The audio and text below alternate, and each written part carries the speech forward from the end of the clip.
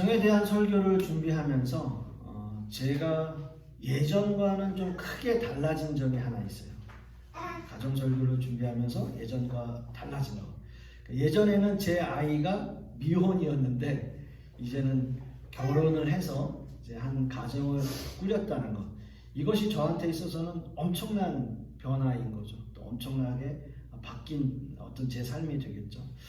만약에 우리 아이들이 또 아이까지 낳으면 손주가 생기면 아마도 제 생각엔 저한테는 더 큰 변화가 생기지 않을까라는 생각을 해보게 됩니다.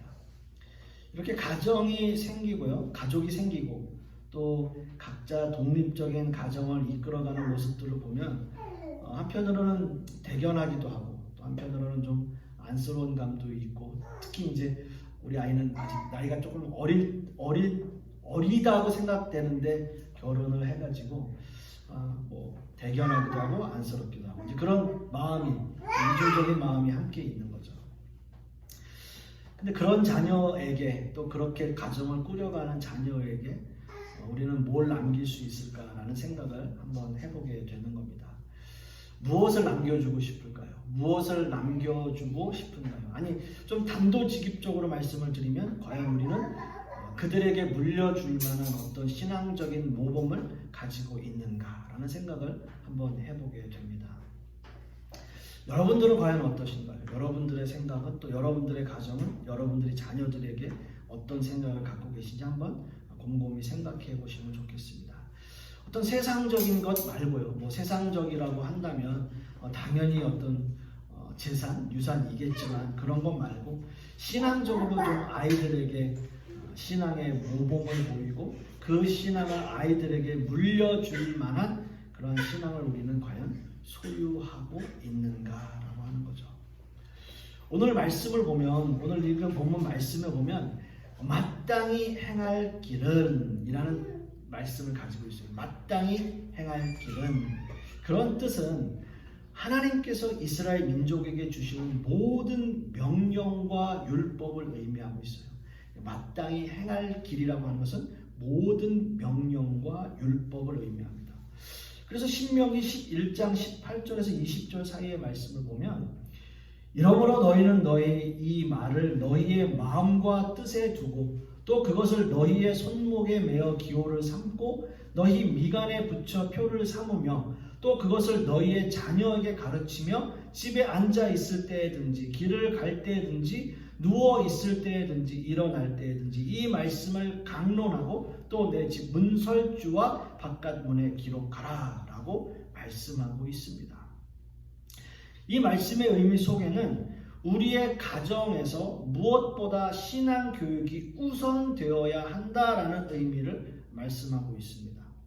이 본문 말씀에서 특별히 가르치다, 가르쳐라 라는 단어의 의미 속에는 본받는다 라고 하는 의미 또는 헌신한다 라는 의미가 함께 포함되어져 있습니다. 그러니까 가르친다는 말 속에 본받는다 또는 헌신한다 라는 의미가 포함되어 있는 거예요. 그러니까 신앙을 가르치는 데 있어서 그 부모의 경험이 수반되어진 가르침, 부모가 경험한 것, 부모에게 본받을 만한 것, 부모의 헌신하는 모습, 이런 모습들을 함께 가르치는 것이다 라고 하는 거죠. 그래서 부모 자신은 말씀을 읽지도 않으면서 자녀들에게 야, 너 말씀 읽어 라고 강요할 수 없고요. 부모가 기도하지 않으면서 자녀에게 너 왜 기도 안 해? 라고 강요하지 못하죠. 자신이 경험한 하나님의 은혜가 있어야 아이와 그 은혜를 함께 나눌 수 있는 거예요. 나는 이런 은혜를, 아빠는 이런 은혜를 받았어. 너는 어떤 은혜를 받았니? 아빠는 하나님 알지도 못하면서 기도도 안 하고 말씀도 안 보고 내내 그러면서 나한테 주일날 교회 가라 그래. 이렇게 되면 안 된다는 거죠. 대부분의 부모님들이 이런 신앙적인 가르침보다는 우리는 어떻게 먼저 세상적으로 성공할 수 있는가, 어떻게 하면은 내가 세상에서 으뜸이 될 수 있는가, 이런 것들을 가르치는 것이 사실은 일반적인 부모님들의 모습이 아닐까 생각을 해보는 거죠. 이런 예를 한번 제가 몇 번 드린 적이 있어요. 자녀가 어릴 때는 부모의 표정을 보고 배워요. 우리 애기들 하잖아요. 이제 와라면 깍꿍 뭐 이런 거 하잖아요. 그러면 이제 부모가 웃으면 같이 따라 웃어요. 따라 하고 웃잖아요. 그래서 부모가 또 이렇게 좀 장난하느라고 네 이놈 이러면 애가 또 막 울라고 막 울상을 막 이렇게 막 짖잖아요. 그런 것처럼 아이가 어렸을 때는 부모의 표정을 보고 배우는 거예요. 부모의 얼굴이 화나 있으면 두려워하거나 또는 기뻐하는 모습을 보면 뭔가 자신도 막 기뻐하는 그런 모습을 나타내는 거죠. 신나하는 모습을 나타내는 거예요. 근데 아이가 사춘기가 되잖아요. 조금 이제 크게 되면 부모의 뒷모습을 보고 배운다는 거예요. 부모의 뒷모습. 이게 굉장히 중요해요. 아이들은 사춘기가 되면 부모의 뒷모습이 자기를 가르친 모습, 자기를 가르친 그 가르침과 일치하면 자신의 행동을 삼가하고 잘못을 인정하고 인식해요. 그런데 그 뒷모습이 그 가르침과 일치하지 않으면 오히려 부모에 대한 반발심이 생기게 된다는 거예요. 그래서 그 반발심은 아이에게 깊은 상처를 남겨요. 부모에 대해서 그 뒷모습이 자기가 생각했던 것처럼 그 부모가 말하는 것처럼 가르치는 것처럼 행동하지 않으면서 자기에게 훈육하고 훈계를 하면 아이가 깊은 상처를 받는다는 거예요. 속으로 그렇게 되는 거예요. 내 부모는 그렇게 하지도 않으면서 나한테 그렇게 하네? 나를 그렇게 가르치네? 자기는 그렇게 하지도 않으면서 이렇게 되는 거예요. 오히려 이런 상황에서 부모와 원활한 관계가 회복되지 않고 아이를 더 나무라고 훈육한다고 예를 든다면 아이는 부모와 단절된 모습으로 살아가게 될 겁니다. 그러니까 부모하고 이제 단절이 이루어지는 거야. 더 이상 나는 엄마하고 또는 아빠하고 말이 안 통해. 그렇게 얘기할 필요가 없어. 라고 돌아서는 거예요.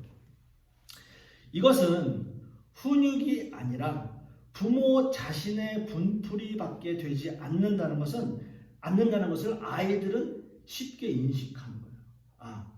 그렇게 생각하는 거예요. 그래서 마음의 상처를 안겨줄 수 있는, 그래서 씻을 수 없는 상처를 안겨주게 되는 거죠. 물론 성경에도 훈육하라라고 되어 있습니다. 또 심지어 성경에는 아이를 때려도 아이는 죽지 않는다라는 성경 말씀이 있어요. 못 믿으시겠죠? 잠언서 우리가 읽었잖아요. 잠언서 22장, 23장에 보면 13절에 이런 말씀이 있어요. 또 뭐 다 찾아봐요. 제가 거짓말하는 줄 알고. 있습니다. 아이를 훈계하지 아니하려고 하지 말라. 채찍으로 그를 때릴지라도 그가 죽지 아니하리라. 놀랍죠? 상당히 놀랍죠? 이런 말씀이 있어요. 그렇다고 성경에 때리라고 했다고 아이를 때리면 안 돼요. 아동학대로 걸려 들어갑니다. 안 돼요. 그건 불법이에요. 그런 말씀이 있어요. 이제 뭐 그렇다고 막 진짜 막 때리라는 게 아니라 이제 성경에 그렇게 이제 은유적 표현으로 나와 있는 거죠. 사랑하는 성도 여러분, 현실의 삶 속에서 나타나는 여러분의 그 뒷모습이 자녀의 인생을 올바르게 인도할 수 있는 충분한 인격을 우리가 가지고 있는가라고 하는 거죠. 물론 이런 그 부모로서의 책임과 의무가 때로는 우리에게 부담이 될 수가 있습니다. 그러나 여러분 다행인 것은 우리의 자녀들 역시도 하나님께서 우리에게 맡겨주신 하나의 인격체이고요. 하나님의 자녀이기 때문에 누구보다도 하나님께서 우리의 자녀들을 책임져 주신다는 믿음을 갖고 계세요. 하나님께서 책임져 주실 거예요. 하나님께서 우리에게 맡겨주신 자녀이기 때문에 하나님께서 책임져 주신다는 그 믿음을 갖고 그렇게 나아가는 거예요. 만약 부모가 자신의 힘으로 아이를 키우려고 하고 또 부모의 욕심과 기대를 아이에게 강요한다면 하나님께서는 여러분이 얼마나 자격 없는 존재인가를 뼈저리게 느끼게 하실 겁니다. 흔히 부모님들 이런 말씀 하시잖아요. 자식, 내 마음대로 안 돼. 자식 내 마음대로 안 돼. 라는 말씀 많이 하실 겁니다. 마찬가지예요. 저도 마찬가지고 여러분들도 아마 그런 생각 많이 하셨을 겁니다. 오히려 하나님께서 이 땅에 사는 동안 나에게 맡겨주신 정말 귀한 나의 자녀다. 나의 기업이다. 그러니까 내가 이 자녀를 하나님께 그냥 온전히 맡겨야 되겠다. 라고 하는 것이 오히려 여러분 더 마음이 편하지 않을까요? 그렇게 마음 먹는다면 오히려 더 편하지 않을까라는 생각을 해보게 됩니다. 고린도전서 3장 6절에서 7절 말씀을 보시면 이렇게 말씀합니다. 바울 사도가 나는 심었고 아볼로는 물을 주었으되 나는 심었고 아볼로는 물을 주었어요. 그러니까 그렇게 양육을 했어요. 성도들을. 그런데 오직 하나님께서 자라게 하셨나니. 그래서 오직 only God, 하나님께서 하나님만이 자라게 하시는 거예요. 내가 심었고 아볼로가 물을 줬지만 바울이 심었고 아볼로가 물을 줬으면 얼마나 대단한 사람들이겠어요. 성도들 입장에서는 바울이 심고 아볼로가 물을 주었는데 아니요, 바울은 그렇게 얘기 안 해요. 오직 하나님만이 자라나게 하신다는 거예요. 하나님만이 자라게 하셨나니 그런즉 심는 이나 물 주는 이는 아무것도 아니오되 오직 자라게 하시는 이는 하나님뿐이시다. 하나님뿐이시다. 라고 말씀을 하세요. 여러분, 이 말씀이 저는 막 공감이 돼요. 하나님께서 자라게 하시는 거예요. 우리가 물론 기본적으로 부모님들이 아이들을 먹여주고 입혀주고 또 뭐 훈계도 하고 훈육도 하고 때로는 그들 위해서 기도하고 눈물도 흘리고 뭐 여러 가지 다 하잖아요. 근데 가만히 생각해보면 하나님께서 인도하시지 않으면 아무리 그렇게 내가 노력을 해도 소용이 없어요. 하나님께서 해주셔야 돼요. 하나님께서 붙들어 주셔야 돼요. 여러분, 이걸 꼭 믿으시기 바랍니다. 오히려 이런 마음을 가져야 될 것 같아요. 오직 자라게 하시는 분은 하나님이십니다. 우리 생각대로, 우리 마음대로, 내 생각대로, 내 마음대로 우리 아이들 할 수 없어요. 그렇게 했으면요, 이 세상에 안 될 아이들이 누가 있겠어요? 그 부모의 심정으로 다 할 수 있다면 그게 안 되는 거예요. 주님께 맡겨야 돼요. 오늘 말씀의 결론은 한 가지예요. 바로 신앙의 모범을 아이들에게 보여주는 것. 아이들이 부모님들에게 실망하는 것은 부모가 완전하지 못해서가 아니고요, 물질이 없어서도 아니에요. 아이들이 부모에게 실망하는 것은 부모에게 진실한 모습을 찾지 못했기 때문이에요. 부모의 진실하지 못한 모습은 아이들과의 기본적인 신뢰를 깨버려요. 그래서 아이들과의 거리가 멀어지게 되는 거예요. 그래서 아이들에게 보여주어야 하는 가장 중요한 모습은 하나님 앞에 얼마나 진실한 모습으로 내가 살아가고 있는가. 설사 우리의 삶이 완전한 삶이 아니라고 하더라도 아이들은 그렇게 금방 실망하지 않습니다. 내 부모님이 이렇게 뭐 잘못했다고 해서 되게 실망스럽네, 그러지 않아요. 오히려 부모의 모습이 좀 부족하더라도 진실한 신앙인으로 살아가려고 노력하는 그 부모의 모습을 보고 아이들은 감동하게 되는 거예요. 우리 아빠 참 열심히 사신다. 우리 엄마 참 열심히 사신다. 거기에 아이들이 감동을 받아요. 거기에요. 창세기에 보시면 아브라함이 이삭을 하나님 앞에 번제로 드리는 장면이 나옵니다. 여러분 너무나 잘 아시는 말씀일 거예요. 아브라함이 몇 살의 아이를 얻었습니까? 100살의 아이를 얻었어요.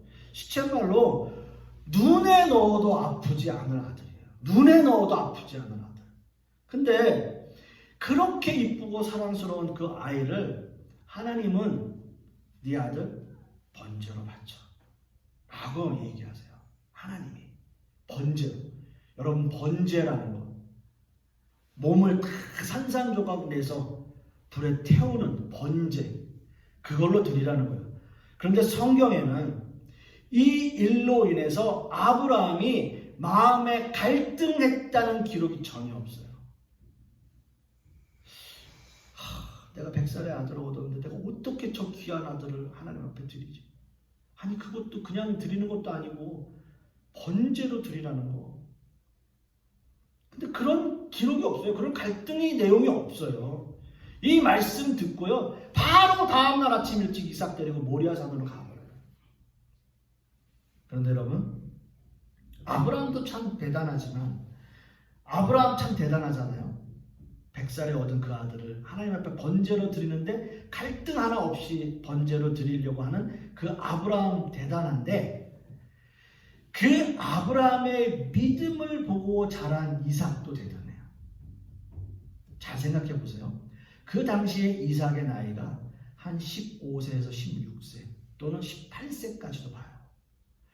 그러면 여러분 15살 남자아이 아니면 18살 남자아이 정도면 어떻겠어요?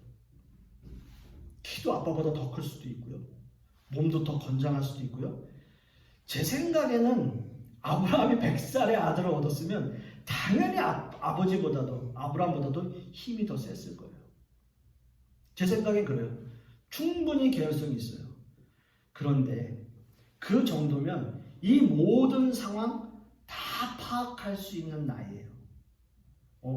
번제를 드리러 모리아산을 가는데 다 지고 가는데 번제물이 없어. 그리고 자기를 결박해. 그 혈기왕성한 나이에 있는 그 이삭, 아버지 손에 딱 잡혀가지고 아버지가 결박하는 그 상황에서 그 아들 이삭, 일반적인 아들이었으면 어떻게 했을까요? 아버지 왜 이러세요? 여기 왜 나를 잡아요? 이러면 안 되시잖아요. 아버지 이거 저기 있는 거 짐승 하나 잡읍시다. 아니면 그 아버지보다 달리기 안 빨랐겠어요? 냅다 도망갔겠죠. 아니에요. 그러지 않았어요. 아무런 그런 말씀 없어요. 한마디도 하지 않았어요. 그냥 도망가면 갈 수 있었는데 창세기 이렇게 나와 있어요. 22장 9절과 10절 말씀 보면 그의 아들 이삭을 결박하여 제단 나무 위에 놓고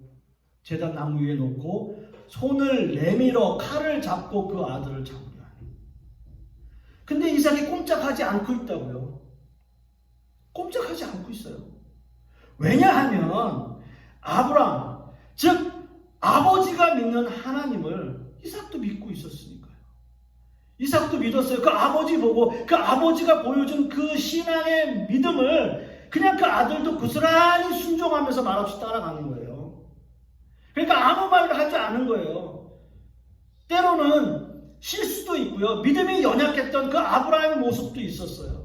그래서 그 아들을 준다고 했지만 믿지 못하는 모습도 있었어요. 갈대아 우로 떠나라고 했지만 하나님에 머무른 시간도 있었어요. 그런 믿음의 시간들, 여정들이 쭉 있었던 그 아버지의 모습을 그 아들은 보고 나는 16년 가까이를 그 아버지의 모습을 보면서 자라난 거예요. 아버지가 그렇게 했을 때는 분명히 이유가 있을 것이다. 나를 결박하고 저렇게 칼을 들고 있지만 분명히 이유가 있을 것이다. 아버지의 하나님이 날 살리시지 않을까? 내가 죽었더라도 날 다시 살리지 않을까? 그 생각했을 거예요. 그러니까 가만히 있었을 거예요. 그래서 가만히 있었을 거예요. 두려웠겠죠, 당연히. 아버지가 칼을 들고 서 있는데 두려웠겠죠. 그렇지만 믿었어요. 그 아버지를 믿은 거예요. 부모 자신이 마치 완전한 사람인 것처럼 행세하고 실제로는 비도덕적이고 비윤리적으로 살아갈 때 아이들은 그 모습을 보고 더 큰 상처를 받게 돼요. 그래서 부모님들은 자신의 삶의 전반이 아이들에게 투명하게 보여질 수 있어야 돼요. 부모가 연약하면 연약한 모습 그대로, 또 나약하면 나약한 모습 그대로, 조금 완전하지 못한 모습을 보이면 그냥 그 모습 그대로 참다운 신앙인의 모습을 보여주는 겁니다. 말씀을 맺습니다. 사랑하는 성도 여러분, 여러분의 신앙의 삶이 여러분의 영혼뿐 아니라 아이들의 영혼에도 얼마나 많은 영향을 미치는지 오늘 말씀을 통해서 깨달으시면 좋겠습니다. 여러분의 삶의 모습은 자녀의 눈을 피할 수 없고요. 여러분들의 자녀들이 부모의 삶을 자신의 인생의 스승으로 생각하지 않는다면 여러분들의 신앙생활은 어찌 보면 절반의 성공일 수밖에 없을 거예요. 그저 여러분들의 모습 가운데 진실한 모습으로 신앙생활을 하고 또 하나님 앞에 그 자녀를 맡기고 또 부모에 대한 존경심을 가질 수 있도록 그 아이들을 훈육하고 가르치는 것, 이것이 아이들에게 진정으로 물려줄 수 있는 그 믿음의 유산이 될 것입니다. 기도하겠습니다. 아버지 하나님 감사합니다. 오늘의 말씀을 통해서 우리가 깨닫는 것은 우리가 자녀들에게 할 수 있는 것 참 여러 가지 노력을 하지만 그 모든 노력 가운데 가장 으뜸이 되는 것은 하나님께 그 모든 것들을 맡기고 하나님께 의지하는 그러한 모습을 아이들에게 보여주는 것입니다. 그래야 우리가 물려줄 수 있는 것은 믿음의 유산임을 우리가 다시 한번 깨닫고 그 아이들에게 진정한 부모의 뒷모습을 보일 수 있도록 주님께서 역사하여 주시옵소서. 말씀과 또 훈계로 또 아이들을 가르치고 또 믿음을 가르치는 그러한 우리 부모의 모습 될 수 있도록 역사하여 주시옵소서. 이 모든 말씀 우리 주 예수 그리스도의 이름으로 기도하옵고 이제는 우리 주 예수 그리스도의 은혜와 아버지 하나님의 극진하신 사랑과 성령님의 내주 교통하심이 오늘 말씀을 통해서 아이들에게 무엇보다도 믿음의 유산을 물려줄 수 있는 그러한 뒷모습을 가진 그러한 부모의 모습으로 변화되기를 소망하는 하나님의 백성들 머리 위에 그 자녀들 위에 그 사업과 직장 위에 그리고 우리 풍요로운 교회 위에 이제로부터 영원토록 함께 있을지어다. 아멘.